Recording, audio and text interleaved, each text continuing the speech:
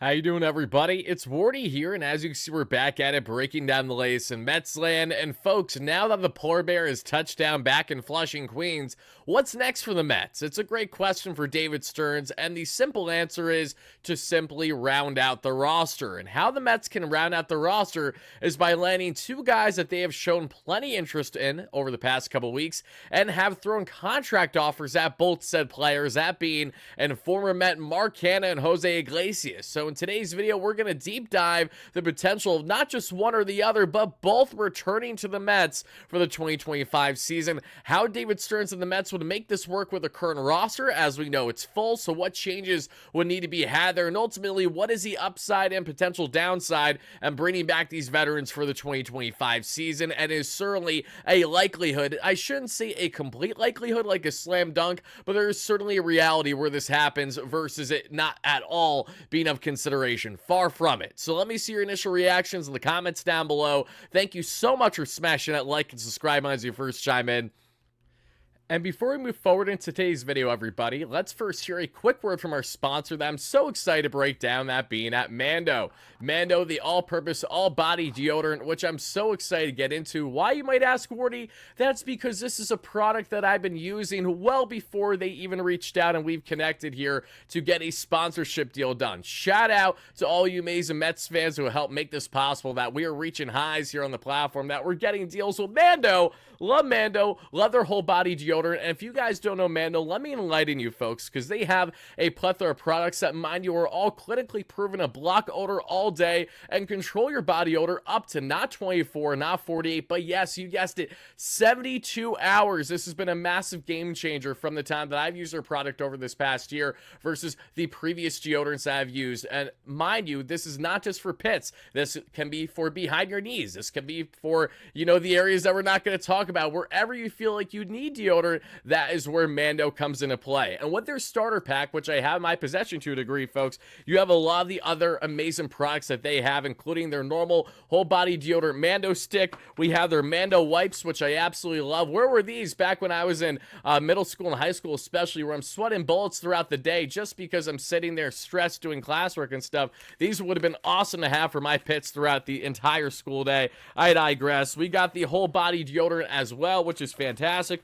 We have the Mando body wash here, which is so good, and one of my favorites as well, the whole body deodorant, but this time in the liquid form here. Again, all the Mando products, I cannot say enough glowing things about them. Sponsor or not, I will continue to promote this brand, and for great reason, everybody. So now I'm calling on each and every one of you. If you guys want to get in on Mando, listen up to the following, folks, and please sign up today. How do you sign up? It's by controlling the body odor anywhere with @shop.mando and get $5 off your starter pack. Mind you, that's over 40% off with our amazing promo code. You guessed it, Wardy, W-A-R-D-Y, at shopmando.com. Shout out to Mando once more for being an awesome sponsor on the platform, and thank you, Mets fans, for making it happen.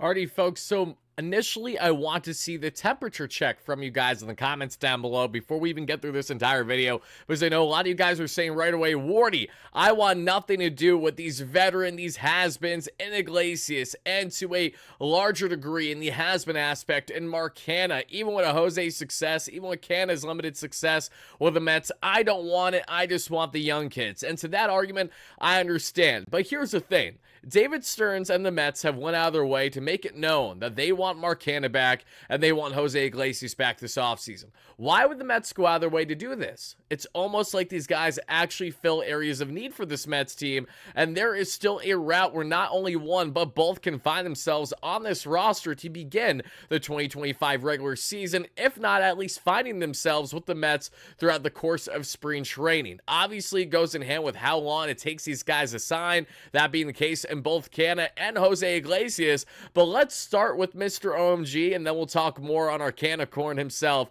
and Mark Canha, because Jose Iglesias has been more of a hot button topic over the past couple days, because recent reporting has come out on Jose, which has been very interesting. Pat Ragazzo, who is a great friend on the platform, who's been in our recent live shows, check it out in case you guys haven't already. Pat, who broke down of recent how the Mets actually offered Jose Iglesias a one-year contract offer, but Jose said no. Of course, course, as a Scott Boras client, Jose Iglesias is seeking more. What we initially thought was a multi-year offer that Jose Iglesias was seeking was actually not true. Pat followed up the next day and corrected himself, which we appreciate. Obviously, sometimes people get scoops wrong or just didn't hear it in its entirety, and I appreciate Pat going out of his way to correct himself the next day, which he did by saying that, slight correction, yes, the Mets did offer a contract. Yes, Iglesias did apparently deny, but he's only seeking a one-year deal. So what does this mean? Jose Iglesias is seeking the max contract that he can possibly get. And honestly, it's still hard to envision him getting that from a team not named the Mets in 2025, because I think a lot of teams look at the success that Jose Iglesias had in his half-season sample size with the Mets in 2024, which was nothing short of chef's kiss, but come to the quick conclusion that, okay, it doesn't mean he's going to replicate that here. He needs to be part of a deep lineup. He needs to be part of a winning culture, an organization, and a fan base that can truly rally around him. While Jose Iglesias has always been a phenomenal high-contact hitter throughout his career, the vibes that came with him, not only with the Mets and the OMG song, but also the slugging ability to go gap to gap and to give the Mets a 448 slug is nothing short of tremendous, and that is an anomaly, something that Jose Iglesias, now entering his age 35 season, simply hasn't done consistently throughout the past decade plus of his major league career. It's hard to envision a team giving Iglesias the dollars he's looking for. That's far off from what the Mets are willing to go, and for the Mets to sign a guy like Nick Madrigal on a split contract is further telling that, yeah, if Jose Iglesias just has the interest in coming back, we would love to have Jose Iglesias back, but are they going to reach in the middle here on the dollar amount? That is the biggest question of all. We all see Jose Iglesias' numbers down below in 85 games and just under 300 plate appearances this past season, 26 RBIs, 6 stolen bags, 4 home runs, a 337, 381, 448 clip. For context, folks, Jose Iglesias was a more valuable player and Fangraphs his wins above replacement than Pete Alonso in the 2024 season. Alonso sat right around a 2 WAR, not even, and Jose Iglesias was beyond proficient. He was almost 40% better than the league average batter in baseball, and Jose did such a great job on not only his contact ability, but just his ability to get on base. I mean, think about the amount of 3+ hit games Jose Iglesias had, 2 3+ hits. He was our Jeff McNeil there when McNeil was not stepping up there, even though Jeff did have himself a respectable second half post-injury, pushed north of a 900 OPS. It just, you don't think about it too much because McNeil was such a small part of something greater in the OMG 2024 ran Mets that we saw this past season. And for Jose Iglesias, it's not only the vibes that he brings, but I think it's the mentorship as well that's so vital in the Mets' interest in bringing someone like Iglesias back. Jose, yes, I'm sure he understands he'd be in a more limited role with the Mets in 2025, but not to say that injuries inevitably don't happen and inconsistencies inevitably don't happen like what we saw this past year, where Jose Iglesias didn't even make the roster out of camp, mind you. Zach Short won that utility roster spot over the two. Zach Short does nothing. He is a defensive liability right away in those Brewers series kickstart the year. He's cut right before you know it. The Mets part with them. They call up Jose Iglesias finally the halfway mark of the season or so, and that was a difference maker. Jose, who did have some poor defense in the first couple plays they had as a Met, he quickly was a vacuum thereafter. Great hands, great gloves at second base and all around the infield, especially on the left side of the diamond. And then the bat-to-ball skills is what made him so much more valuable. And then to add in, oh yeah, this guy's just casually making absolute bangers of music that the entire team can not only market on heavily. The Mets made millions of dollars off of Jose. For what the Mets are paying Jose Iglesias contract-wise, they made millions of dollars off of him and his marketability last year. Between the OMG shirt giveaways to, honestly, the concerts that we're having essentially at Citi Field after the games, he became a true brand right before our very eyes. That is something that the Mets are absolutely buying into, the same way that the fans certainly did, and the team itself, as they had a tremendous all summer run there from the end of May on, pretty much up until we lost to the Dodgers in Game 6 of the LCS. So that right there is why the Mets have an interest in bringing Jose Iglesias back. No, I do not believe that bringing a guy, Nick Madrigal, on a split contract hinders from the ability to bring in Jose Iglesias, but the Mets obviously have a slight hard line in the sand as to how much they're willing to spend for someone like Iglesias, and they're going to be stubborn with someone like Pete Alonso on AAV and terms to a degree. They're obviously going to be like that to a greater extent with someone of lesser importance, you could argue, and Jose Iglesias. Again, Iglesias was tremendous for the Mets this past season. We'll see where he lands and when he lands, but rest assured, it feels like, in similarity to Pete Alonso, that this is going to have the foregone conclusion where Jose Iglesias does circle back to the Mets when everything is said and done in the end as another Scott Boras client. Maybe not getting the AAV or the term he's looking for. Jose Iglesias entering his age 35 season. I'm going to go on a limb and say that this is almost a certainty from happening until it officially doesn't happen. Jose Iglesias, you know how much you mean to this Mets team. You know how much the vibes are immaculate, and you know just how much it makes sense for you to return to the Mets versus trying to go elsewhere. Because think about it, Jose, you have great marketability in New York. You can actually build greater opportunities with sponsor deals, even with all the tax cuts they have to deal with in New York versus, say, a market like the Texas Rangers where that is non-existent. You're not necessarily going to have the same marketability that comes with it. So bear in mind, there's so much more that comes into play than just the base salary that the team is giving you. It's the fan base, it's how the team can work around you, and it's hard to envision a team that can offer more than just the on-field product alone than what they can give Jose Iglesias, because even in a limited role, he knows he can be a true mentor, and there's no one that I think is more selfless, like a Jesse Winker who's ready to do anything, whenever, wherever for the Mets, the way that Jose Iglesias is too, for a Luis Angel Acuna, for a Jet Williams, for a Roddy Mauricio, whoever you're going to have there in the infield trying to make a name for themselves starting this upcoming season. So that's what I have to say on Jose Iglesias, folks. And the simple way that the Mets can make roster room for Jose Iglesias is by not fully committing to Nick Madrigal, who's on that split contract right now. That's how you start there, right? As we look at the roster construction for the Mets, we're going to do that in a second, because we're now going to pivot into talking about Mr. Mark Canha. Oh my goodness gracious. Mark Canha, I would absolutely love a reunion with him. Because listen, it would be in such a limited platoon role. These guys would not be playing every single day for the Mets, and when they would be playing, again, it would be in limited sample sizes. Canha this past season, 7 home runs, 42 RBIs, 7 stolen bags, a 242, 344, 346 clip, a 1 WAR, and a 102 WRC plus, so just above league average as a batter. Canha, who split this past season with the Detroit Tigers, and then was dealt or parted with, and then acquired by the San Francisco Giants as they fell short of a playoff run, unfortunately, for their sake, who Canha rekindling that relationship with Bob Melvin, his skipper during their time with the Oakland A's, now there with the Giants, has received a contract offer by the Mets over the past couple weeks, per John Heyman of the New York Post, but it was a non-guaranteed contract offer, so kind of in similarity to some other guys where they get these spring training invites. That's what the Mets want to do with Mark Canha, and it makes endless sense, and here's how, everybody. Mark Canha against left-handed pitching last season was superb. He batted north of 280, he had a very high on-base percentage that was just low there of 400, more in the 370, 380 range, which is what we love to see, and had just under an 800 OPS. He was over 20% better than the league average batter when facing mainly left-handed pitching. So Mark Canha in a platoon utility situation where he comes off the bench to face mainly left-handed pitchers, especially maybe off the bench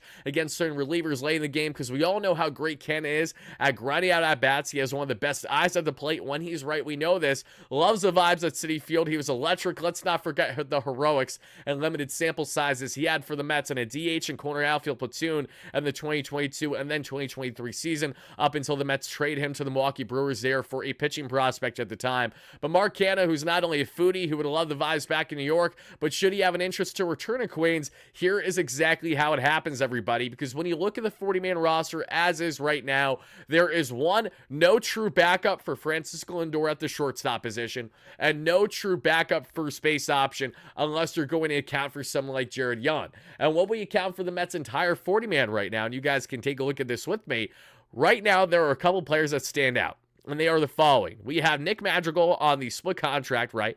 So this is a man that the Mets do not need to fully commit to for this season by any stretch. And Mighty Madrigal is a noodle of a bat, high contact bat when he's absolutely right, but he fluctuates a lot with his production. Where Madrigal, you're just getting plus defense for a former top draft pick who's only at the age of 27. So there's upside with Madrigal, which I understand, and came at literally like came at no dollars in comparison to what maybe Jose is asking right now. But then you have Jared Young. Okay, this is what stands out. Jared Young, everybody, who split time in the KBO and in the minor leagues of the St. Louis Cardinals last year as a home run hitting, first base option, can play all around as a utility fit, but mainly more of a first base option. The Mets don't need a guy in Jared Young to be their backup first base option who has little to no success at the major league level to this point in his career, when they could bring in Mark Canha to be in that exact position. It really comes down to Mark Canha's interest and being in a limited role with the Mets, where yes, it'll hinder his ability to maybe be a guy that can get much in the free agent market a year from now, but after the season he put up this past year, it's not like he has a crazy ask to begin with, nor should he. I think for Canha, it's just about his personal fit And to join the vibes and the run that the Mets are going to have in 2025, that alone is why you should bring in Mark Canha. Now you look at the splits he can do against mainly left-handed pitching in a platoon type situation. And Canha, again, played 50 plus games at first base this past season, everybody. That right there is why you bring him in. Part ways with WardyNYM, DFA him, bring in Mark Canha, even if he's on a non-guaranteed contract right now, assume that he cracks the roster out of camp, and bam, he's your backup first base option right now that can also play the corner outfield. So what does that also do? It limits the ability of Jose Azocar, who's nothing more than just a speed demon for the Mets, and then you could part ways with Jose on the 40-man should you want to as well. Then your outfield configuration would consist of Jesse Winker, Tyrone Taylor, Juan Soto, Jose Siri, Brandon Nimmo, Starling Marte, and Mark Canha. I'm taking that mix every day of the week over this mix with Jose Azocar, who has little to no MLB success, right? That is the difference here. You want guys who know how to perform in key situations and high leverage situations. Mark Canha has shown that ability over the past couple of years, so why wouldn't you take him as an upgrade over Jose Azocar and WardyNYM? The Mets like him as an upgrade option. That's why they threw the contract offer out there. We're just waiting to find out if Mark is going to say yes or if he's going to defer to go elsewhere. And the case of Jose Iglesias, if Jose realizes that the Mets are the best fit for him, the way that Pete Alonso finally realized that, I think that it makes endless sense again. Nick Madrigal is not a lock to be on this roster, and then by bringing in Jose Iglesias, you have Nick Madrigal start the year in AAA, which will more than likely happen to begin with for him, should he not opt out of that contract where him and the Mets agreed for whatever reason. Then what does it do? It makes Roddy Mauricio, Luis Angel Acuna, Jet Williams, and these other infield prospects more expendable should they wish to go after a big starter. Furthermore, like Dylan Cease, like Michael Cain, like Luis Castillo, because you have to give to get at the end of the day, everybody, and this is the Mets' further ability to make that happen. No, I don't want to see Ronnie traded. No, I don't want to see Acuna traded. No, I don't want to see these young, exciting prospects dealt, but I'm far more in favor of a surefire guaranteed thing of an ace caliber starter and one of the three that I just mentioned, even as a rental and taking that risk and what the Mets can do here in 2025 alone, than the potential upside in these guys over a multi-year span. Because one, I have confidence in the Mets being a perennial contender year in and year out, regardless of what happens with these prospects and how they blossom in their career, how great or how bad they are. And secondly, we're in a win now stage. You got Juan Soto for a reason. Win now and for the future. You got Lindor, Brandon Nimmo, Alonso not getting any younger. This might be a one and done year for Pete and Queens for all we know. Take advantage of the opportunity. Go all in. Land another ace caliber starter. And how you do that is by making these guys more expendable. How do they become more expendable? By signing the guys that you're trying to sign right now. I know it's not for a lack of effort in Jose Iglesias and Mark Canha. Simply put, everybody, to round out this conversation, David Stearns and Steve Cohen, they want these guys back. Maybe they just have to up the ante a little bit more. Maybe they need to get a smack of reality that they need to return to the Mets because it's best for them. And just the thought of the OMG type vibes back in 2025. Then with Mark Canha, who is such an awesome personality in this clubhouse, the vibes would be immaculate. You would have not only the best balance of personalities in the clubhouse, but literally the Mets can kill you in every way. Not only in the home run power, one of the best lineups in all Major League Baseball, and the vibes alone, the contact ability when they're grinding out at bats, guys. There's a lot of potential here with this Mets team, and these little pieces might not seem significant, but no one thought Jose Iglesias was anything beyond just a somebody last spring training, and look at the difference he made for the Mets. Arguably the most valuable that you could rightfully say alongside Francisco Lindor this past year. This is why you don't sleep on the veteran smaller pickups to round out a team. They make a difference. That's why you see the splashes the Dodgers do each year for veteran pickups of similarity, like other great teams across Major League Baseball. And thank you for coming to my TED Talk. But all jokes aside, guys, that's going to wrap up Wardy's discussion here. Let me know your initial thoughts in the comments down below. Mark Canha, Jose Iglesias, what's your thoughts on the Mets potentially bringing back not just one, but both here, and how they can make it work with the current 40-man roster? Let me know it all in the comments down below. Thank you all so much for watching, and help us get again to our next subscriber goal of 32,000, because for every 1,000 subscriber milestone we hit, we do a new giveaway, and now we're doing a Mets jersey giveaway to whatever player you currently want on the roster. We'll do that approximately 1 week after we hit 32,000, and we're just right around 400 subs or so on the platform from hitting that milestone. Thank you guys again, as always. No matter what, let's go Mets, baby. Peace out.